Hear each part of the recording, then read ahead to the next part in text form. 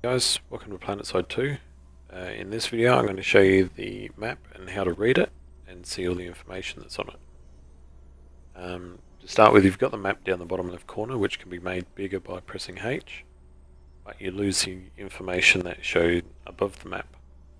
If you're conquering a outpost or defending it, it'll show the status of the waypoints A, B, C. It'll also show you how much time is left for the capture, and also your certificates experience gain, and the location, which as you can see there is the Amrish vs Warp Gate, which is where I am. So if you go to the map, you can see the status of the continent that you're on. As you can see, most of it is controlled by us, the purple guys. The red coming second, and the blue not so much. Now if you look at the map, you can see all the outposts, which are the markers for each area. You can see the amp station over here, which is currently being captured by the blue guys, which are the new conglomerate. And we've also got another amp station here. Now these larger ones, the amp station, the tech plant, and the biolabs, all offer different abilities to the faction that controls them on the continent. For instance, the tech plant allows us to spawn the mag rider, which is our most advanced tank. If we don't control any tech plant at all on this continent, then we cannot spawn the mag rider on this continent. The amp station allows us to fire our turrets with a reduced heat build-up.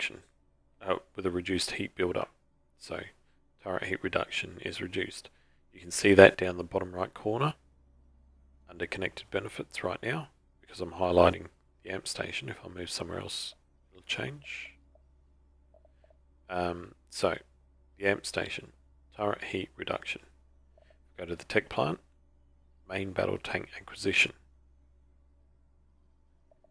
Now if I go to the biolab, you'll be able to see there extra health regeneration for the biolab. So if we were to control that, we would have extra health regeneration, which means we'd have all three benefits. We'd be a much more powerful faction. You can also see that just went from purple to blue, so that was just captured. And they are in the process at the moment of capturing the amp station. You can see the bar over there in the right corner. It's going down 5 minutes 50, 5 minutes 49.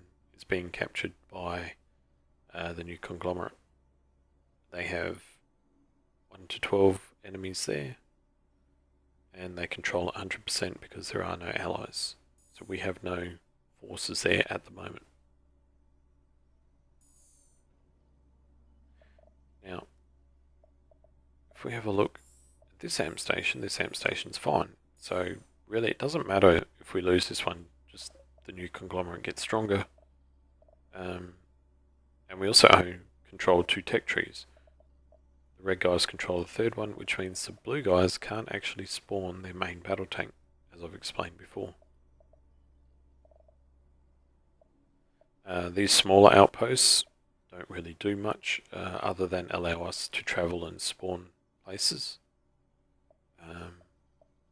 There's no real benefit to capturing them for any other reason other than to travel from here to here safely, and there to get all the way up here safely. We can just spawn different locations. Just a case of controlling different places. The other information that's shown here, world population, so you can see it's pretty even overall. There's 34% of the people that are logged in are in our faction, 30% of them are the Terran Republic, and 35% of them are the new conglomerate. As you can see, they're working hard here to take over Amp Station. They'll probably work their way down to the tech plant here. They've just captured the biolab, so forth. Now, this continent, you'll notice, does not have any lines on it, which are on Indar. This continent has lines. This is important. On continents such as Amarish and Ezamir, where there's no lines at all, you can go and capture places that are pretty much anywhere. So red could go from here and capture here, or here, for instance. So red could go and capture this. There's no adjacent red to that, but they could still go over there and capture it. Why they would, I don't know. They wouldn't be able to hold it for very long, but they could. Whereas on Indar, with these lines, you can only capture places adjacent to places that you already control. It doesn't matter if that place is deep purple or not, or whatever, you know. The red guys here could go over and capture this, but they could not capture this or this one, because they would need to control that first. Right? So same as blue could not come down and capture this, whatever. They'd have to take this place first. So at the moment, you can see here on the map, our guys are being beaten back here. They were trying to capture this, but now they're being overwhelmed. 75% of the population, as you can see down the bottom right, 75% of the population in this area only are red. Only 30%, well 70% and 30%, only 30% are our allies. So they have between 12 and 24 people.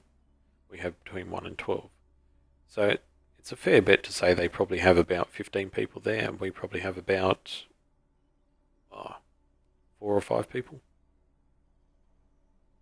So yeah, we're getting smashed right there. What we are busy doing, what our faction is busy doing, is taking over this tech plant. And you can see why. Us as purple do not control a tech plant. So we want that one so that we can spawn our main battle tank. The reds have a tech plant over here, and the blues have a tech plant. But our faction want a tech plant, so they're fighting hard to get that. And in about 7 minutes and 40 seconds, providing nothing goes wrong, we will have it on this continent, so we'll be able to spawn our main battle tank.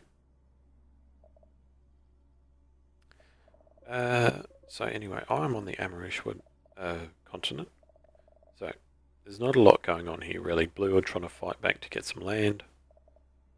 Red are pretty much doing nothing. If you have a look at the Amarish population, yeah. Blue are pretty dominant on this continent at the moment. Red and us, we're not really here.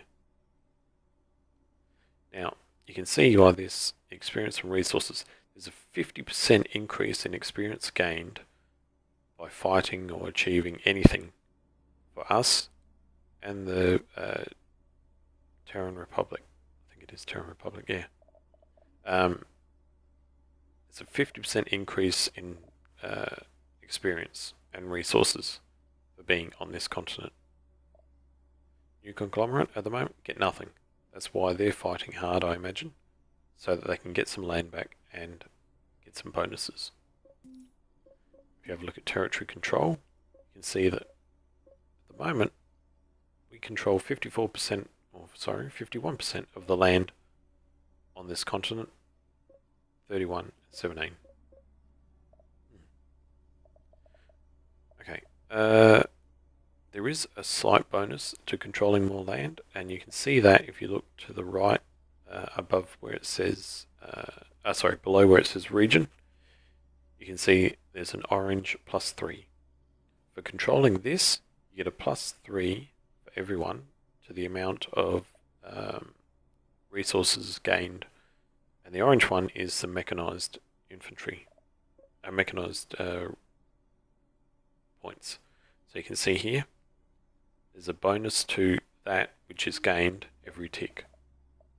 So we control a lot of that sort of land. Some of them are +3, some of them are +4, +3. This is a +15. The Vermeer Logging Company, we control that, and we get a +15 to our aerospace points per tick. And a tick, I think, is about half an air. I'm not sure. I'll have to check on that.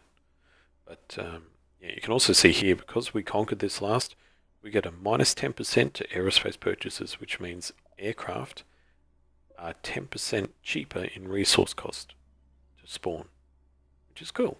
That's really helpful, especially when you get the more expensive ones that cost about 300 resources, then that goes down to about 270. Really nice. Other than that, that's pretty much it for the maps. You can see where places are being taken over, how strong the enemy forces are, what they've disabled. You know, they've destroyed 2 generators there. One of them is pad generator, no, SCU. So the SCU and the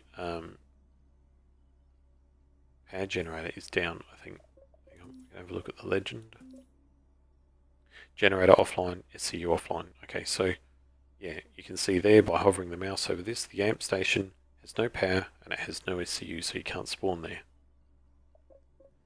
If we go to this one, we can see resources and the resource flow. I don't think you can actually click that one. So you can see what the more valuable land is. Right? You want to control the higher numbers, which we do. We've got Everett Supply, Jaeger's Crossing.